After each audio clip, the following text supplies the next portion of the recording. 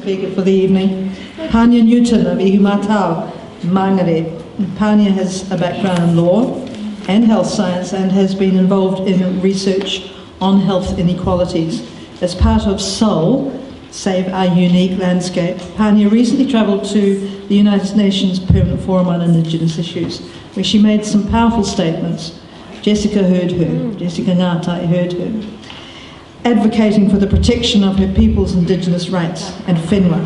I understand she is continuing this advocacy through the UN human rights system, including through the upcoming reporting process to the Committee on Elimination of Racial Discrimination. O mai te pakipaki, te Pania.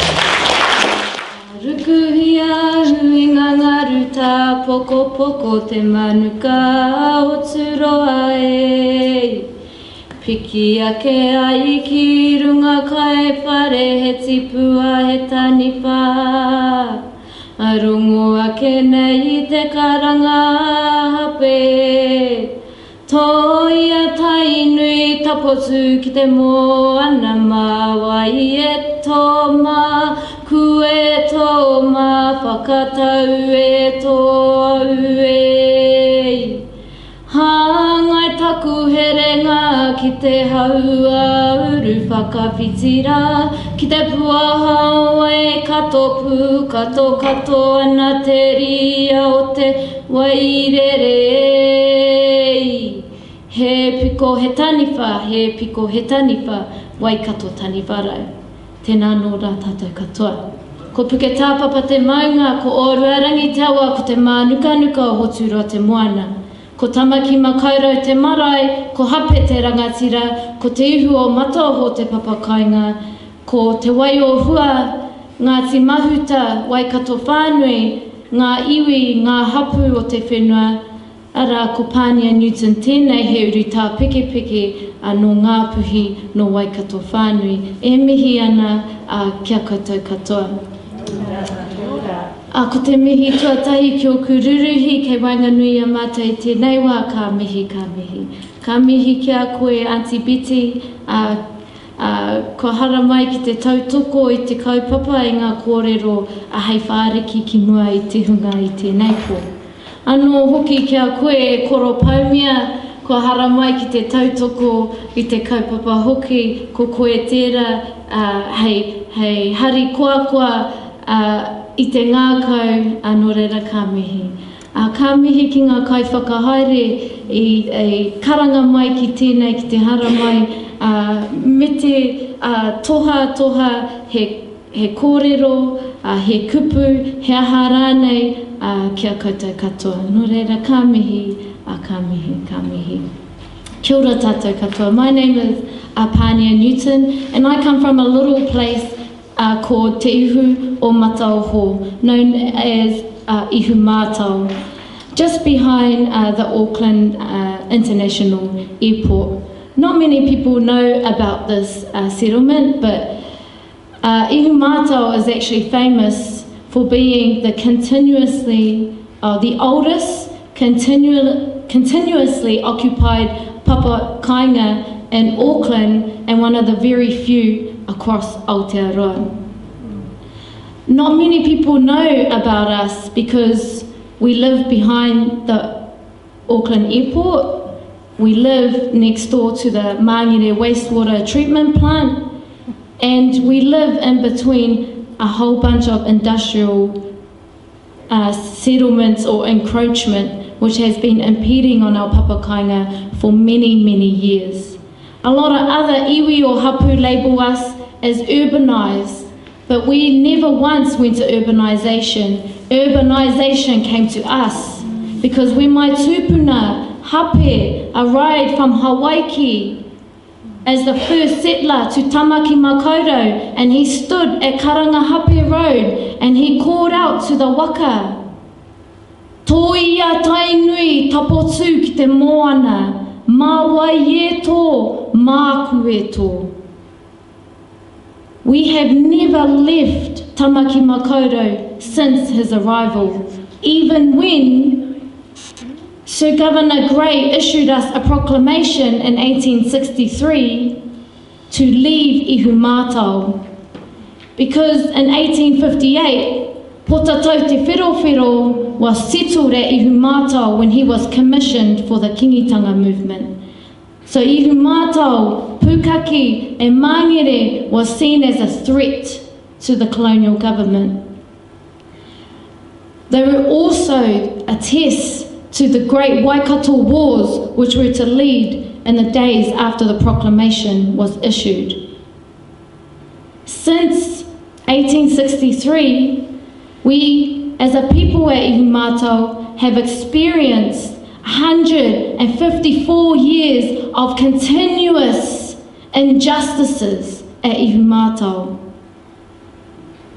Ihumātao is a site of cultural, spiritual, ancestral and environmental significance, not only to my people, but to Aotearoa, to the people in Australia, to the convicts there that the people of Ihumātao were sending food to the people in Ireland that the people of Ihumātao were sending kai to during the famine. This is a place that is important to our history, New Zealand's history. Unabated injustices have continued here, and just being a child of this land, I have inherited these injustices. Over time, I have seen land theft, destruction of our sacred sites. In 2009, we told the Auckland airport there was a 600-year-old urupa in the path of the second runway. Did they listen? No. Because no archaeological authority has ever been denied in New Zealand's history. And yet they unearthed 89 koiwi, 89 of my tupuna, and they were given back to us in a sack and left in a container for 2 years at the Auckland airport while they were completed. And we were told we had to bury them somewhere else. We've seen the loss of culture and customs, just like many of you in the audience have experienced in your hapu and iwi. These injustices have been further exasperated by the recent purchase of a block of confiscated land for development by Fletcher Residential Limited. Not only did we have to sacrifice our maunga, 4 maunga were quarried at Ihumātao to build the roads, the buildings for Auckland City, we were told, for the greater good of Auckland. Yet we still don't have proper roads in our little settlement in Ihumātao. Then in the 60s, the establishment of the Mangere wastewater treatment system cut off our moana, cut off the access to Auntie Betty's, whānau's, pātaka kai. My grandparents speak of the time when they used to go down to the moana and collect kai. An experience I have never had in my lifetime because the moana has been polluted. For the greater good of Auckland, they said, yet we were the last community in Auckland to receive our adequate sewage system. Some of our whānau, Koroponga, lives in a house with a septic tank. And then everyone else in Auckland gets all these fancy new underground power lines and things like that. Ihumātao doesn't. They started at the first Pākehā farmer's house, skipped Ihumātao, and then started at the next Pākehā farmer's house. With the sewage, with the fancy pathways and roads, and with the power lines. We don't even get transportation in Ihumātao, and we live right next to the airport. When I used to go to Te Kura Māori o Ngā Tapuai, there was a school bus that was paid for by the local schools.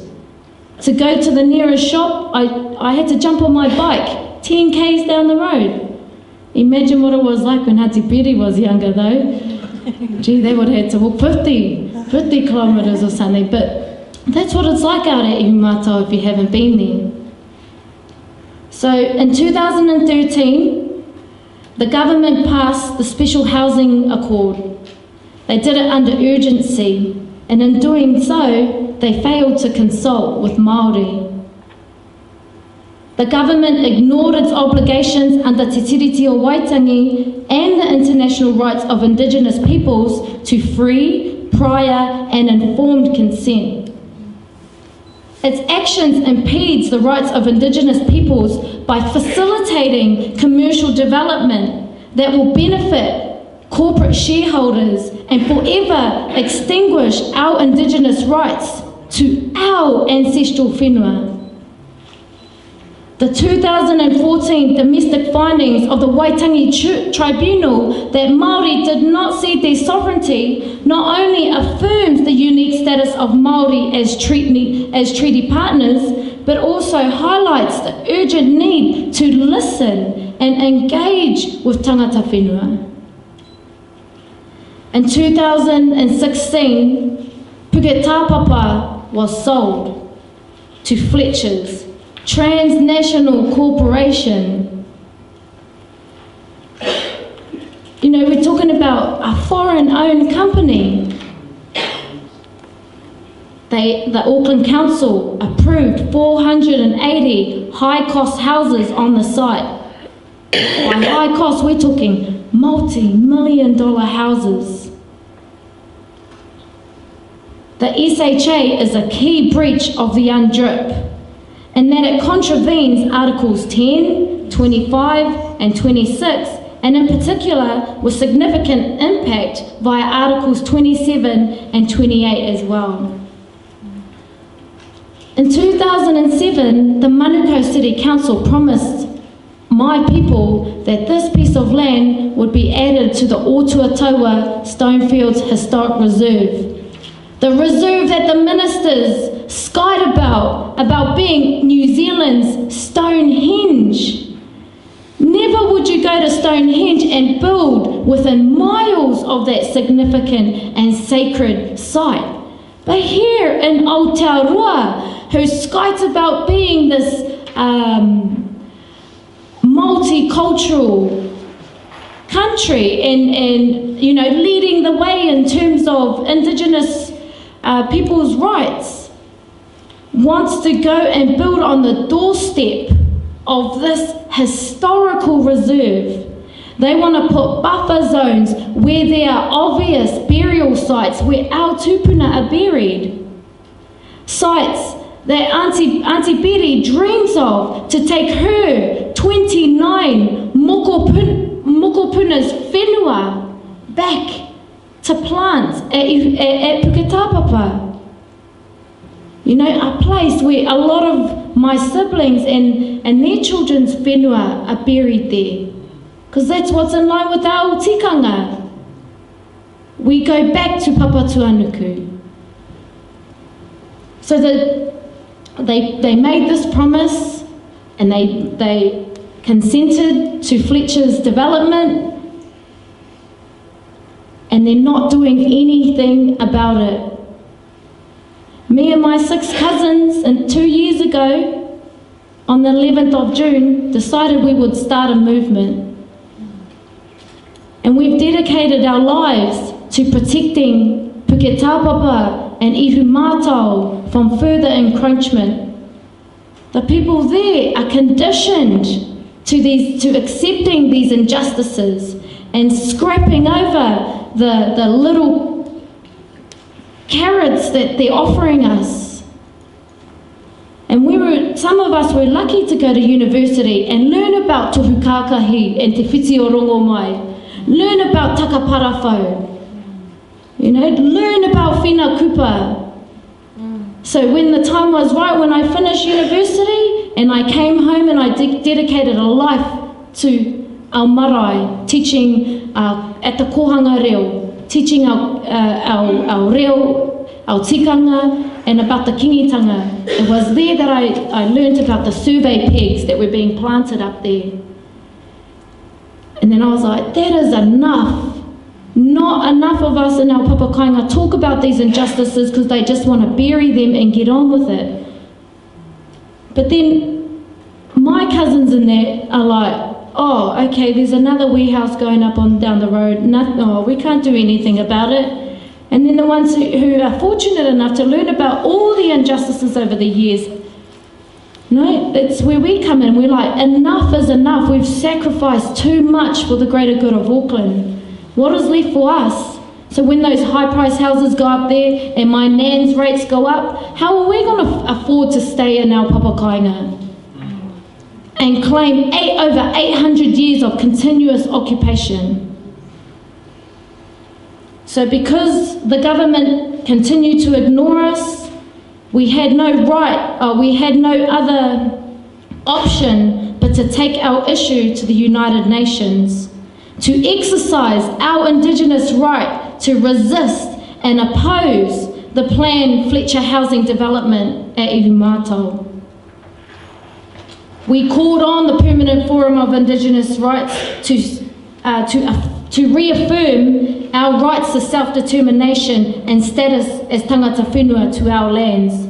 We invited the Special Rapporteur to come to Aotearoa and investigate the injustices that the perpetrators of the New Zealand government continue to put on us at Ihumātao. And then from that, we were invited to go to Geneva in August of this year.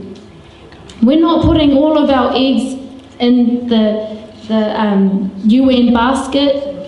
There's other avenues that we are continuing here at home.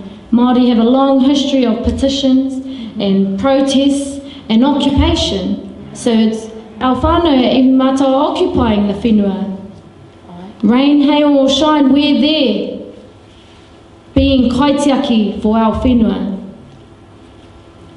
So I guess I didn't really know what I was going to be bringing to this panel, but for anybody out there who perceives an injustice, any form of discrimination or impediment on your Indigenous rights or even human rights, if I can go to the United Nations, I believe anybody can. I wasn't part of an organisation. We put up a Give a Little page on our Facebook page, and we were so lucky that supporters were willing to fund us to go to the United Nations because they believed in our kaupapa. And when I was there, I got to meet people like Fire Alley, who put my anxieties to rest when I turned up to United Nations knowing nothing at all, and they told me I was 4th on the list and I had 10 pages, and they said, you've only got 3 minutes. I saw one kōrero and I saw them get the chop. It's like literally 3 minutes and then they turn your microphone off. It doesn't matter how passionate your kōrero is. If you're talking about in Colombia how human rights defenders are being chucked out of helicopters, or about the injustices at Standing Rock, or about the issues in Free West Papua, they cut you off. There were a lot of issues that I saw in the UN structure while I was there. We've come so far, but we have so much further to go. New Zealand has been part of this UNDRIP for a long time now, but we are still experiencing the same issues as we did back then. One rangatahi from Saskatchewan stood up and said, there's too much talking and not enough doing. Too much hui, not enough dui, So I encourage anybody out there who's thinking to go to the UN, just to go, fundraise, reach out to iwi hapu. That's what we're doing to go to Geneva now. Just go for it.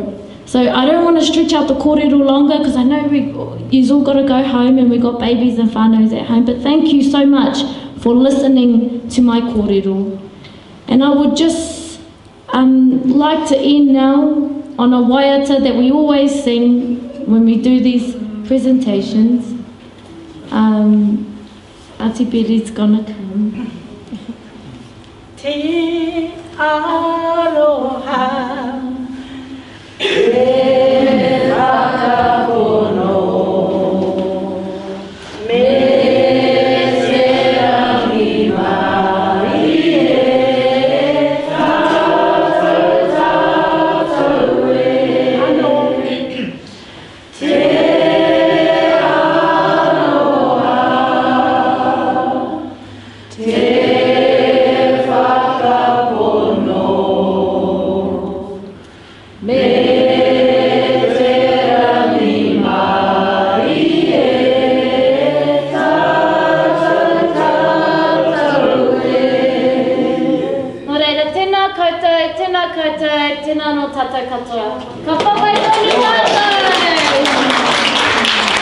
I'm going to Geneva in July to attend the expert mechanism for the rights of Indigenous peoples. It's the 10th anniversary of the supporting of the declaration in 2007. You'll remember that New Zealand didn't actually bring itself to do that until a couple of years later. You'd get 4 minutes probably if you came to the expert mechanism with me. Not just because I'd give you 4 minutes, but yeah. Invite anybody to join me. I often feel very lonely at the expert mechanism because it's often just me and Professor Margaret Mutu and Tracy Whare, their charters. There needs to be more of us up there. And the recently strengthened mandate of the expert mechanism for the rights of Indigenous peoples is now means it has a country focus, and we can do the things that Pania, you invited a special rapporteur, Vicky. Yeah, I'll make sure I see her, invite her, and make sure she comes. No, and endorse that. But come with me. You've only got 6 weeks to raise the pingers. Thank you. That was. I've heard the story when Anastasia Critchley came, and it's just as affecting now. It's a powerful story, and we're with you, Pania. Thank you for that. Are there any questions which you would like to ask any of our panelists? One question that kind of sums up Kawa. Does the validity of our mana motu hake depend on its validation by the United Nations? We don't need the United Nations to validate us. It's pure and simple. We are who we are, and we're a nation in ourselves. We don't need no organisation, no outside international organisation. However, we do need to use those mechanisms within which to validate further our own tino rangatiratanga. And that's how I feel anyway. I don't believe that we need an organisation. They can come and go. In 100 years, the UN may not even be there. But our Māori, our tino rangatiratanga, our kaupapa, our tikanga, our values, our mores, our laws will exist beyond those organisations, and they existed before. All we need to do is keep strengthening those, and every single one of them here working in the different areas that we all work in are doing that, and we need to keep doing it, but we don't need the UN or anyone else to tell us where we stand. Can I just add, and I know it's been touched on, but, the opportunity to use your, to just speak, to use your vote, that's really, really critical for Māori. So how, it's critical for us to actually engage, to participate, to be part of the solutions, as opposed to being a bystander, because arguably most of us are bystanders. So for us to continue to retain and remain within a place and space which is our own, we have to call it what it is. In order to call it what it is, you need to use your voice and vote. Kia ora. Kia ora. I have flashbacks to my 15-year-old self, and when I was in college I wrote an essay that was called "It's Because I'm Black," which is also just a reflection on colonisation, because I'm not black, I'm Māori, and we're chocolate, white chocolate or brown, but that came about because I was experiencing, I grew up in Australia. I was born on the coast. We moved to Australia because we were poor. My mum's the bomb, and she was like, I want different things for our kids, blah, blah, blah. But when we came back, and I knew I was Māori, but when I came back, I knew so much I was Māori, because I was a good Māori, for a Māori. You're a good, I was in a predominantly Pākehā school, whakaaro Pākehā, like just real Pākehā.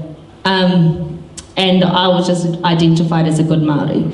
And I just kept on like wondering why that was the case. And then I wrote this essay because we got to write a boring thing, and that's what I wrote about. And my whakaaro still remains, where I was thinking, okay, I'm a good for a Māori because I'm succeeding in this system. And I didn't articulate it in this reel now, but I have, you know, I've got reflection and all of that stuff. But essentially I was saying, in order to successfully decolonise, we need to be successful in a colonised system. And I think, and there's lots of problems with that, and that's the truth that I was experiencing. I still think that that's the truth in many ways now. And when I stood up and I got admitted to the bar, and I talked about, I suppose, my purpose. As I was going through law school, that became more refined. And it's like Aotearoa Ngāta, he said, we have to learn the tools of the Pākehā in order to use it to release ourselves from the oppression of the system. And that's what I'm committed to.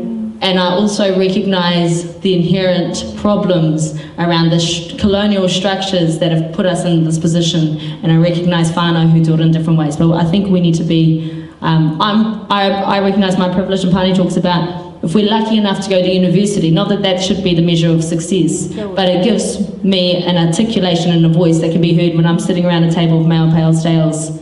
I know that I can be heard because I can speak their reo. And that there's power there, but that's not the only way to do that. Kia ora. Yeah, I don't have too much more to add, but before going to the United Nations, I didn't feel like my thinking around tino rangatiratanga and mana motuhake was going to change, only because a lot of the people that I hang around with in my whānau have no faith in that route, would you say? But in terms of the campaign, it meant that going there put a lot of pressure on the New Zealand government and Fletcher's, so it was a political move on our part, but it also, for our whānau and Māori who are stuck in that colonial construct, who don't really necessarily believe it, see mana, not reading it properly, but seeing mana motuhake or tino rangatiratanga is entrenched, for them, knowing that we went there and we were on that international stage, it was like, oh, chair, mean. Now we can kind of join you, kind of thing, if that makes sense. Like that kind of gave them. There's a sense of being able to do something. Yeah. Yeah, it kind of empowered our whānau and other Māori to jump on board this waka, or head towards our mana motuhake and tino rangatiratanga, which is sad, but yeah, in many ways it really helped. Yeah.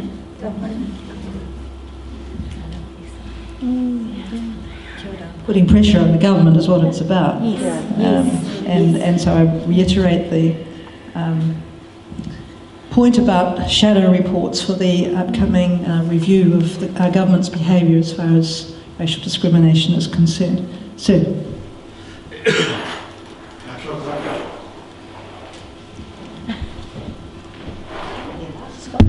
No, we all look alike. I'm from the Wanganui River, we all do look alike. Kia ora tātou atua, ki te mihi atu, kia ora i mai nei, tēnei pōna reira, kia ora tātou. I love this kōrero, and I love the narrative, and I love the conversation. So mine's a question. As a black person, not just because I am probably the mangu, but also, politically black. And when I walk into a room anywhere on the planet, I'm black, whatever that represents. And when I speak as not a person with colour, I speak as a black person, whatever that represents. And it represents many good things to many people. It also represents many other things, Some places I go in the world, they think I'm from Hindustan, which is that old colonial reference to Indian. But so, there's a metaphor for it. So here's a statement. We're in a funny place as New Zealanders and as Māori, You know, we're an Indigenous group of people in a first world country. You know, so we're kind of fourth worlders in a sense, eh? Because we come from, we're like, and New Zealand's an unusual place. We're the stinkest house on the flashest street in the world, you know. We play by the rules of the 50 developed countries on the planet. We play by the rules of the invitation-only OECD countries. And so we as Māori are a paradox within that, eh? Kia ora. So in many ways, I hear the conversations, and here's my statement. You know, we sound like people who are in a place of privilege. So my question is, because we are really, eh? Perhaps. And that's not a thing to be grateful for. I'm just simply saying that, you know, what's our role on the planet? So of the 370 million to 400 million people acknowledged by the United Nations as being Indigenous, we sit at the top table. So my question is, do you feel like ours is a place of privilege? And how does that affect other people who are like fourth worlders and other people who are the rest of the 370 million Indigenous people identified by the United Nations? Things we think about on the Whanganui River all the time. Want to give it a go? Oh yeah, after you. And of course, I'm of Scottish descent. Well, there'll be a mother inquiry, I'm sure. Tēnā koe mātua mō te motu pātai. You're right. In terms of the world, we occupy a privileged place as a people, as a country, in terms of resource. And also, this isn't the vulnerable Olympics. It's about relativity. We have relative poverty, and we are the first people of this land, and why should we be at the bottom of the food chain in here? And if we can't look after, if we can't honour our tangata whenua here, how can we honour the hardships and discrimination and that's happening in the rest of the world? So by advocating for the enhancement, for actual equality and equity for our people in our land, that doesn't take away from advocating or recognising the harm in the rest of the world. And I think we need to expect more of ourselves as a country, because we have the resource to acknowledge tangata whenua and have equity and equality here. So if we can't start here, then we can't even talk about other places. And it's often a thing as well where people go, oh, you don't have it as bad as the Aboriginals. When people say that they're from this country, what they're doing is they're releasing their obligations and responsibilities to our country. And so I acknowledge that as the factual truth, and also the truth as well, which is that it's about relativity here, and we should expect more for ourselves here. Oh, kia ora. I know exactly what you're saying. One of the things, though, that we need to recognise, I mean, I guess I go back to my own whakapapa on this. My grandfather was a Navajo code talker in World War II. My great-grandfather was an Aboriginal tent boxer. My whānau were not legally human beings until the 1970s in Australia. I know the differential. My cousins live in Northern Territory mob, and my Navajo family live over in the States. But we can't make comparisons, and that's one of the most dangerous things we do, because I have to say that as a Māori whānau haua member, I'm not equal to other Māori in this country, not even in this room. I get far less rights. We have been denied. I mean, I remember the Hemiro case, 1990s, undergrad back then, and it was the first case that shocked me about humanity, about compassion, and about our rights as human beings. Hemiro was a man who had mild dementia, other mild disabilities, and he needed dialysis. The doctors decided they were going to turn him off. They weren't going to give him dialysis. The whānau said, we can pay your Pākehā dollars and keep him dialysed until he gets to say goodbye to the whānau. They went to court, went to High Court, he got denied, and he ended up drowning in his own fluids. Another case last year, the Namu case, same story. Younger guy, brain injury, mild disabilities, denied dialysis. Again, same argument, whānau offered to pay. They tried everything to keep him alive. The medical doctors said no, dead. I have my moko, one of our youngest mokos. He is called Zane, and he's got spina bifida. They wanted the 2 young Māori parents, 16, 17 at the time, to abort him. They said no. They were willing to leave him on the table with his guts on the outside. He didn't have any bowel. They were willing to leave him there until we interceded and pushed for his rights. He's 7 years old today, and he just recently competed in the Halberg Trust fundraiser in a wheelchair cycle. I'm not equal. We are in a first world nations. One of the first arguments I made at the UN was, how come if I'm in a first world nation they won't pay for Indigenous representation at any of the forums at the UN on disabled Indigenous? How come I don't sit at the table with you fellas at the Indigenous forums? How come I don't sit at the table with the disabled people? How come? Because as an Indigenous person, I don't fit in the disability argument. As a disabled person, I don't fit on the Indigenous argument. We are not first class as Māori. We are more than fourth class. We live in a first class country, but our living situation is nowhere near first class, nowhere near third class. And until we get that equity, we can't make those comparisons to those others. I have friends in Malawi, a Kenyan friend of mine, when I was in Korea representing. He had both his arms chopped off in Sierra Leone as a businessman. He was captured. They chopped his arms off and then they set him alight and let him go. That man holds no anger, but he didn't ask me for anything because he saw that I was equal to him because we were all struggling with the same issue. Western countries dominating and ruling over the rest of us and stopping us from having our own tino rangatiratanga, our own rights, our own sovereignty, our own decision making. When Tūhoi call themselves a Tūhoi nation, they do that for a reason. They were never colonised. When the Tūhoi Treaty Settlement made the unique settlement in that it allowed them partial tino rangatiratanga of their health, their welfare and their education. They have an opportunity to turn that poverty around down in Tūhoi and turn it into something different. No other settlement is of the same level as that. Maybe they will show us the way of how we can gain equity, but we won't get it in New Zealand under this Western government. We will never get it as long as we don't have our own voice. And if we keep saying, oh sorry Kari, I'm better off than you because I live in New Zealand, we're not going to get anywhere. We can't compare. We need to look at our own situation and fix our own and lead the way. The same way we did with being the first to sign a treaty, the same way we have with leading the way on Indigenous rights, on disability rights. We need to lead the way and we can show them what can be different. Kia ora. I'm very aware of the Article 31, which is about the right to rest and leisure. Yes. Yeah. But first we have one more thing to do. Jessica, Paula.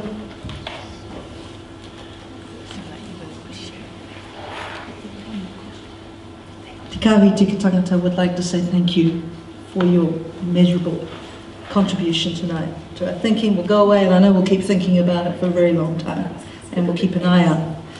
But a small token from us all.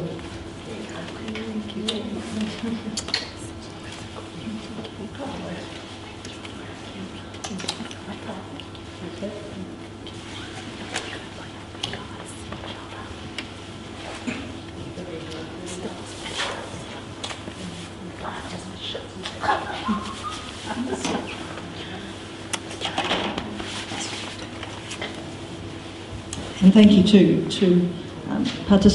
the participants tonight for your engagement, for your questions, and for being here tonight on this chilly winter's evening.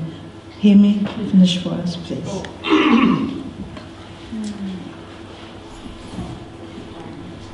Tēnā tātou. E mihi rā kia tātou kua taiki nei tēnei pō te whakarongo. Ki te whawha i ngā take kua whariki hia ki te muhi a mātou warowaro, tēnā hoki rā koutou, e ngā wahine paupau, kia kaha. E kore rā e mututumi i kia koe, Karen, a kua nei ka wahi atu koe ki mahi, e tahi mahi atu, whai ati iti kaurani. Kauri ki te reo pata prā mo te wāpoto noiho nei. Folks, I know that there's been a lot of aroha. it's been generated through the conversation and the stories that we've heard, and I'm sure some of you, as one of our guests has said, might want to follow through on some of these kaupapa. We'll endeavour to make sure that the contact details for all these organisations and you know, the great mahi that these mana wahine are doing are available in some form or another, and endeavour to get that up on our, for want of a better vehicle, get that up on our website. I certainly would love to have had a attendance sheet here so that we could send it out to everyone that's here. But we won't hold you from your whānaus, as our beautiful wahine here said. You know, we all got families to go home to, and on this chilly night, we want to send you home to your whānaus in time to warm them up with your loving arms. On your seats, there's a evaluation form there. Please, if you do have a couple of minutes to just fill that out for us. It empowers us to carry on doing this mahi throughout the country. Ahoia no māku e whakahoki anō nā mihi ki te wāhi ngaro I roto I te kuku karakia, aki ai noi tātou. Unuhia, unuhia ki te ara tapu nui. Kia wātea te ngākau, te tinana, te wairua I te ara takata. Koia rā e rongo whakairia ki koe ki runga kia tina, haumie, uie, tāi ki. A pō